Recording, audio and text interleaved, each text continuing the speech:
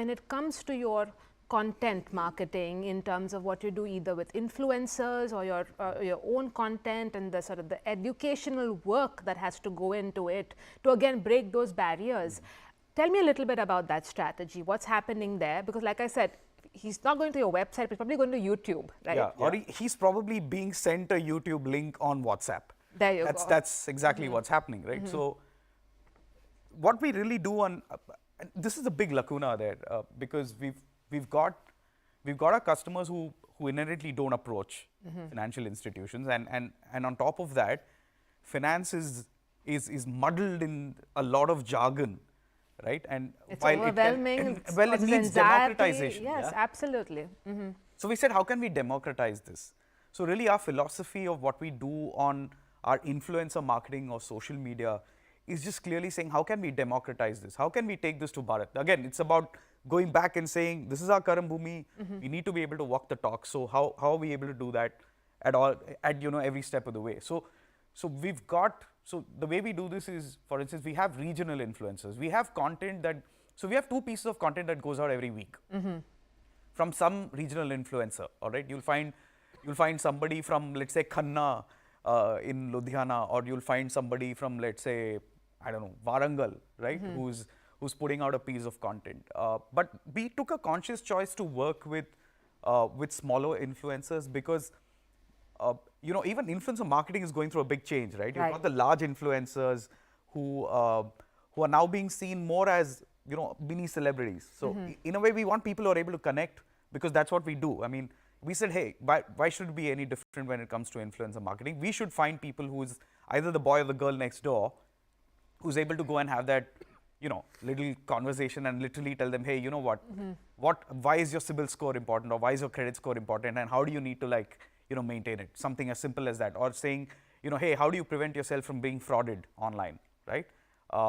Or when should you go ahead and take a loan? How do you calculate your EMI? Things like that, right? So just content that's being disseminated out of a lot of these small micro influencers who we've taken on board, and we've been doing that for about a year now. And what sort of engagement are you seeing on that? And quickly, let me just also ask you, with your media mix, for instance, while you're doing social media, what else is happening, whether it's TV or print?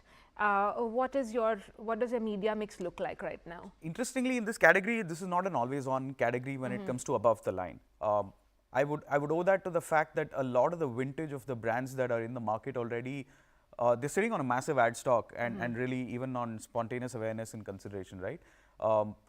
But for us, it's been that conscious choice. So we do have some signs that we've applied to saying, how much do we need to be on which medium? But clearly, we are one of those brands that want to be more on ground. And while yes, ATL is important, but certainly more on ground. And you'll see that in a way in the way we market ourselves, because it's not like our markets are media dark, but the fact that we need to be able to get to as close to the customer as we can. So we want to be extremely segmental about it, and we want to be able to make sure that we're pretty hyper local about the way we go about our marketing. So one of the things that we do is, while we love TV and it gets us a lot of reach, but we also like a lot of outdoor. We like radio. We like bus stops, bus railway stop stations. Yeah, railway station announcements. Wall paintings. We do all sorts of things, because that's where we believe Bharat lives, right? So that little announcement that happens at a bus stop, which says "Agli bus yahan se aa rahi hai," and then it's followed by a little kind of line, which is actually an ad. We are there, right? We don't have any hang-ups about, oh, my brand is so precious, I can't put it on a wall, right? Because people might deface it. Because many kind of storied institutions take that call, saying, oh my God, no, somebody's going to pee on that wall, or somebody's going to put a poster on top of it, or a political poster, and my brand is too precious to be associated and then with it just that. goes on social media after that. Yeah, exactly. It's a life of its own. Exactly. So all those worries are there. We don't take that much load about this stuff, right? We are quite okay. We are okay to put a doorstop with our brand on it, or put a wall painting, or do this bus stop announcement thing, etc. Because honestly, that's where our customer is. That's where our customer is. Our customer is not living this charmed life where everything is clean and you can frame your brand and your logo in a really neat kind of super clean environment, because there is no such environment in which my customer exists.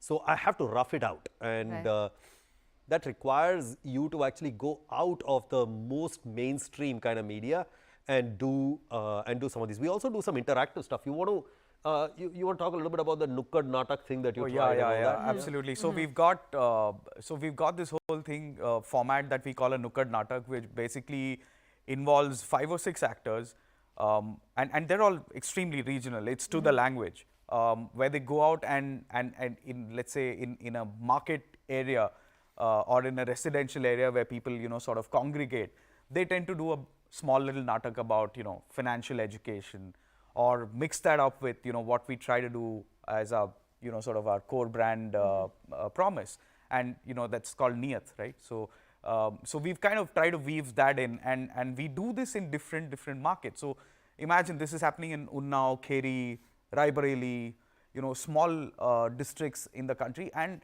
it's a big hit. I mean, we have YouTube videos that we've seen of people taking videos of that and posting it online and tagging us. So that's pretty incredible. I mean, when you think about it, that's word of mouth, right? At the end of the day, and content that you're seeing there, when it's passed on as something shareable. Yeah. That's a very interesting strategy. But I'm going to zoom out from what you're talking about. And quickly, my last question to you, of course, because you mentioned, this large swaths of people underserved. And we're also seeing that kind of transformation happening in other areas. I'll just sort of segue here into something like the IPL. And what we saw last year was a democratization of viewership, right? With free streaming of IPL on JioCinema, for instance. And so we saw that market really open up. So let me now then come to you, because we've seen this entire sort of new sort of, viewership coming in, or an expansion of the viewership. Would that fit in well with what Piramal is doing going forward? Are you looking at the IPL as some sort of part of your mix on digital? I won't reveal our specific media plan strategy here, but let me say this. Your point is right that IPL has gotten a lot more broad-based. And I think the streaming, the free streaming, massively changes the game.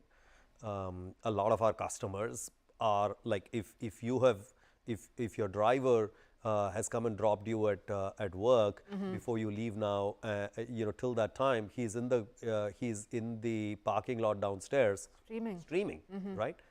And that driver is our customer.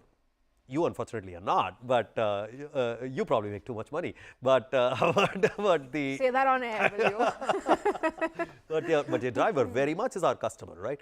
So he might not have been able to afford to see IPL on a paid TV channel because he neither has the time nor the money to actually do that. But when it's getting streamed, right, he's going to watch it, right? There's mobility, accessibility. Exactly, exactly. At his workplace, which is essentially the parking lot, he can actually still consume that media, right?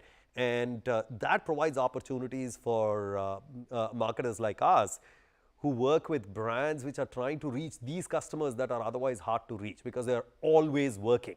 They have very little leisure time, right?